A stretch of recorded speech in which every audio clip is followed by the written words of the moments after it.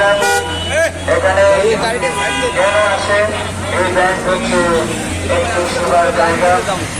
আমরা যারা এই ব্যাংক থেকে বিনিয়োগ নিয়ে বাড়ি করেছেন যারা, তারা জানে এই ব্যাংক থেকে লোন নিতে কাউকে টাকা দিতে হয় না, কাউকে চা খাওয়াতে হয় না, 50 মাস করে আমরা দিতে হয় না।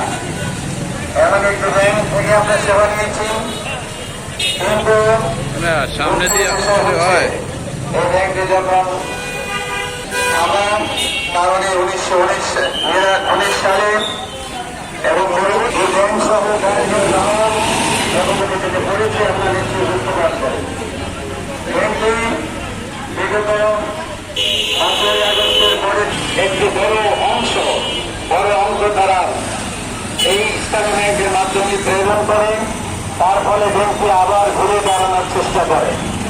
এই অবস্থায় ব্যাংকে যখন ঘুরে দাঁড়াচ্ছে, ঠিক এই মুহূর্তে আবার এমন একজন ব্যক্তিকে এই ব্যাংকের চেয়ারম্যান করা হয়েছে, যে ব্যক্তি নিজের অপরাধের কারণে বাংলাদেশ থেকে বাংলাদেশ ব্যাংক থেকে চাকরিচ্যুত হয়েছে।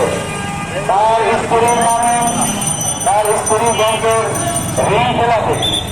স্ত্রী ঋণ খেলাপি হলে স্বামী কি হয় আমাদের বুঝতে বাকি নাই।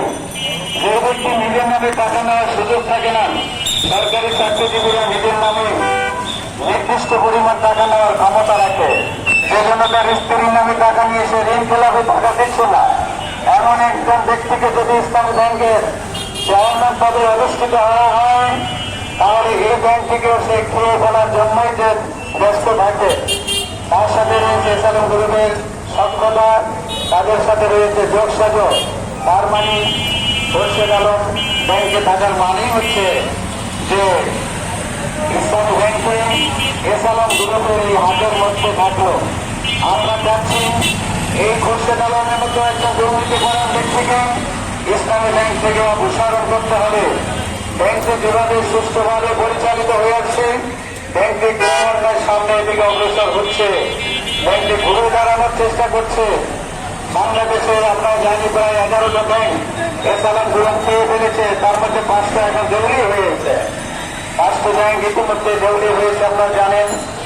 SIBL, Exim bank, security, national bank, এমনি 5টি ব্যাংক এখনো তারা 5,000 টাকার উপরে টাকা দিতে পারছে না।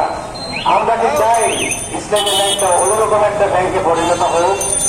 ইসলামী ব্যাংক যদি ক্ষতিগ্রস্ত হয়, আমাদের জেনে রাখা উচিত বাংলাদেশের অর্থনীতির উপরে বিরাট একটি প্রভাব পরিলক্ষিত হবে।